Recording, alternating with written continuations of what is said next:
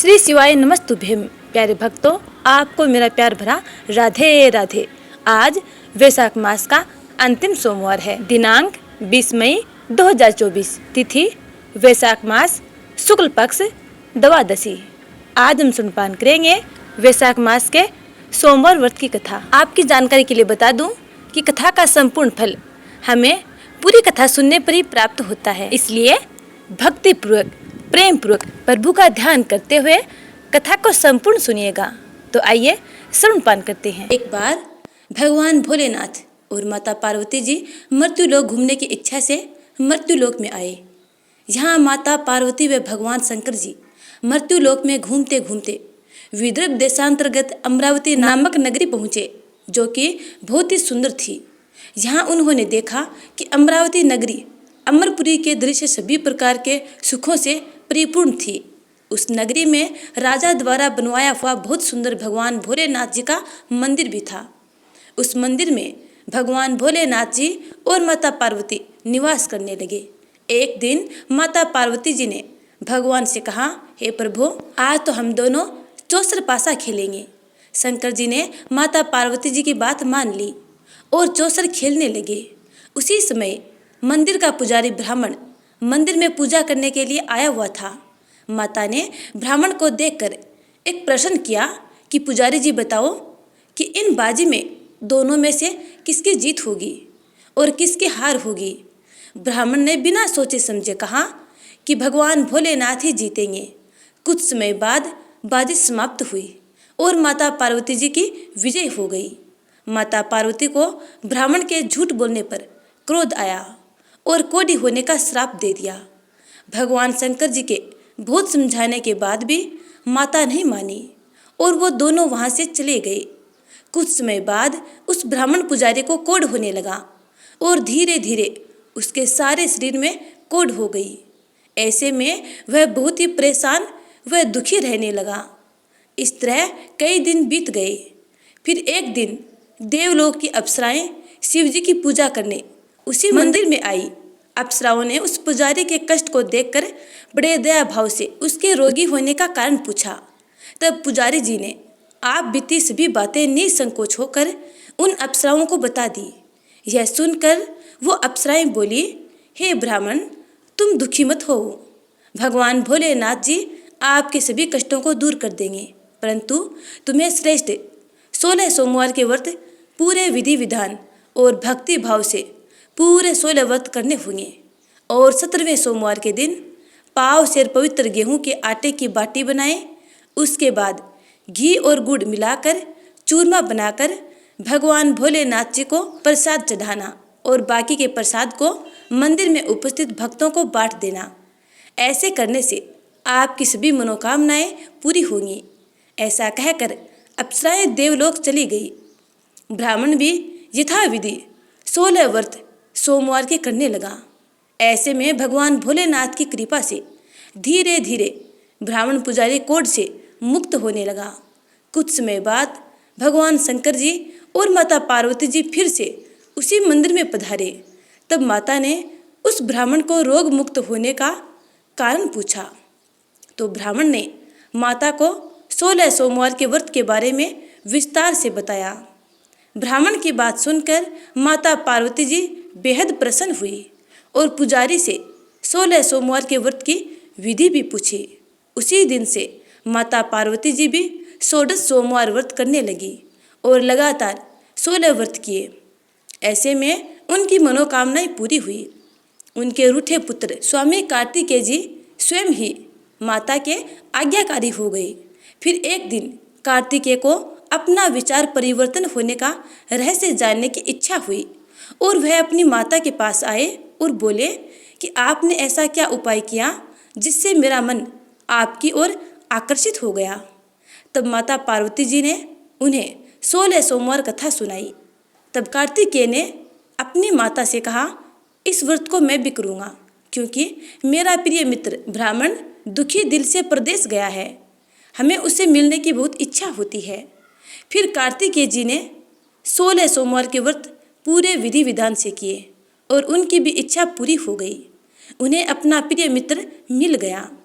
तब उसके मित्र ने इस आकस्मिक मिलन का भेद कार्तिकेय जी से पूछा तो वे बोले, हे मित्र, हमने तुम्हारे मिलने की इच्छा से 16 सोमवार के व्रत किए थे। अब तो उस ब्राह्मण मित्र को अपने विवाह की बड़ी इच्छा हुई और वह भी 16 सोमवार व्रत पूरे विधि विधान से करने लगा। एक दिन वह किसी काम से विदेश गया और वहाँ के राजा ने अपनी पुत्री का स्वयंवर रखा था।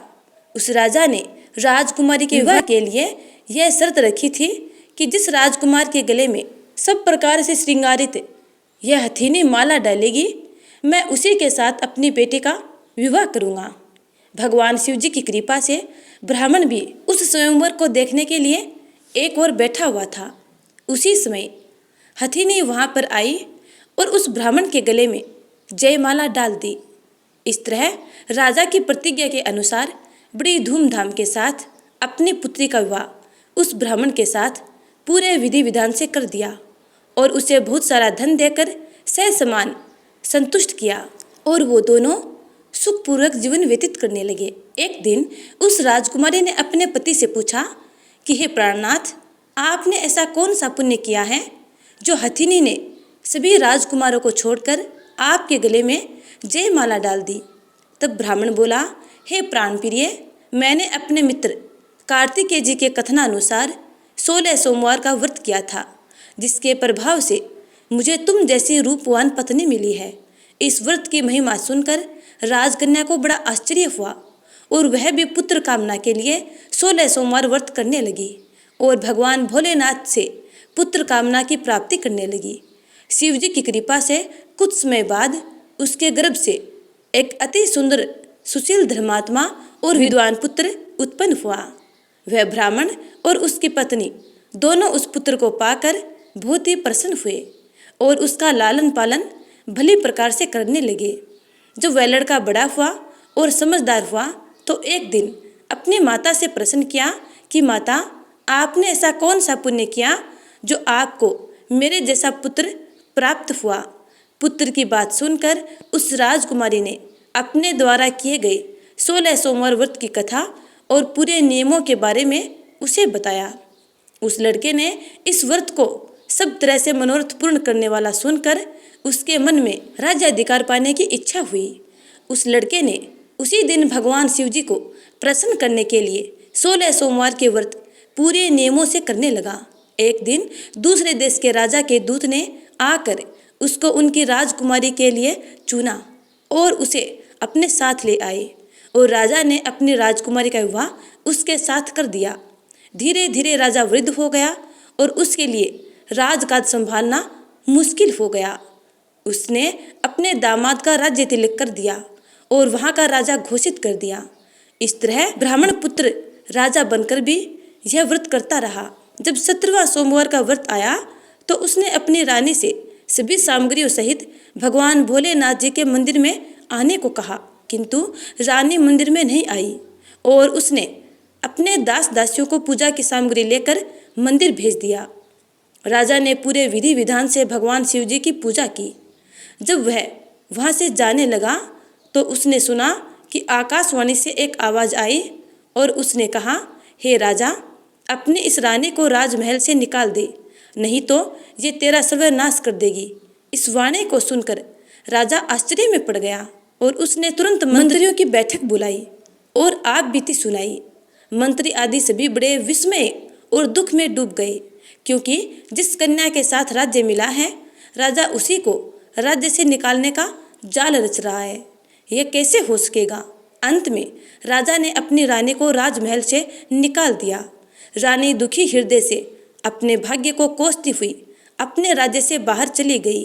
बिना चप्पलों के और फटे वस्त्र पहने भूखी प्यासी धीरे धीरे चलकर एक नगर में जा पहुंची।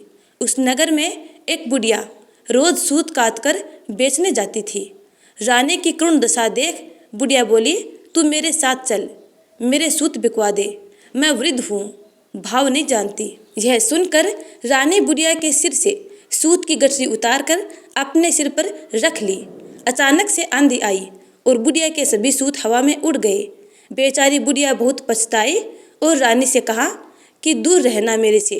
अब रानी एक तेली के घर गई और काम मांगने लगी कि अचानक से उस तेली के सभी मटके शिवजी के प्रकोप से चटक गए। ऐसी दशा देखकर उस तेली ने रानी को अपने घर से निकाल दिया। इस प्रकार रानी अत्यंत दुख पाती हुई एक नदी के तट पर गई तो देखा कि नदी अचानक सूख गई। उसके बाद रानी एक वन में गई। वहां जाकर उसने एक सरोवर देखा और वह पानी पीने के लिए सरोवर की सीढ़ी उतरी और पानी पीने के लिए जैसे ही अपने हाथों को आगे बढ़ाया तो देखा कि सरोवर का पानी नील कमल के सदृश है। जल असंख्य कीड़ों में गंदा हो गया, यानी उस जल में कीड़े ही कीड़े पनपते दिखाई दिए। रानी ने अपने भाग्य का दोषारोपण करते हुए उस सरोवर का जल पीकर अपनी प्यास बुझाई। आराम करने के लिए एक पेड़ की शीतल छाया में विश्राम करने के लिए लेटी तो देखा उस पेड़ की सभी पत्तियां झड़ गई। ऐसे में रानी जिस पेड़ के नीचे जाती उसी पेड़ की पत्तियां अपने आप झड़ जाती। वन, सरोवर और पेड़ों की ऐसी दशा देखकर गाय चराते हुए ग्वालों ने अपने गुसाई यानी स्वामी जी से सभी बातें बता दी। गुसाई जी के आदेशानुसार ग्वाले रानी को पकड़कर गुसाई जी के पास ले आए। रानी की मुख कांति और शरीर शोभा देखकर गुसाई जी जान गए कि यह कोई विधि की गति की मारी कुलीन अबला है। ऐसा सोचकर गुसाई जी ने रानी से कहा कि हे पुत्री, मैं तुमको पुत्री समान रखूंगा। तुम मेरे आश्रम में ही रहो और मैं तुम्हें किसी प्रकार का कष्ट नहीं होने दूंगा। गुसाई जी से ऐसे वचन सुनकर रानी को थोड़ी धीरज मिली और वह आश्रम में ही निवास करने लगी। आश्रम में रानी खाना बनाती तो उसके खाने में कीड़े पड़ जाते और जब वह पानी भरने जाती तो उसमें भी कीड़े कीड़े हो जाते। अब तो गुसाई जी भी बड़े दुखी हो गए और रानी से बोले कि बेटी, तेरे पर कौन से देवता का कोप है जिससे तेरी ऐसी दशा है। गुसाई जी की बात सुनकर रानी ने अपने पति के साथ भगवान शिव जी की पूजा नहीं करने की पूरी कथा सुनाई। रानी की बात सुनकर गुसाई जी ने उसे इस कोप से मुक्त होने के लिए 16 सोमवार व्रत की कथा पूरे विधि विधान से करने को कहा। गुसाई जी की बात सुनकर वह प्रत्येक सोमवार का व्रत पूरे नियमों से करने लगी। जब रानी के पूरे 16 सोमवार के व्रत हो गए और जब उसने 17वें सोमवार का व्रत किया और रोज की तरह भगवान भोलेनाथ जी की पूजा कर रही थी तो भगवान शिव जी के प्रभाव से राजा के मन में अपनी रानी का विचार उत्पन्न हुआ और सोचा कि मेरी रानी को गए हुए बहुत समय बीत गया है, न जाने कहाँ कहाँ भटकती होगी, मुझे उसे ढूंढना चाहिए। राजा ने यह सोचकर अपनी रानी की तलाश में चारों दिशाओं में अपने सैनिकों को भेजा। सैनिक अपनी रानी को ढूंढते हुए गुसाई जी के आश्रम में आ पहुंचे।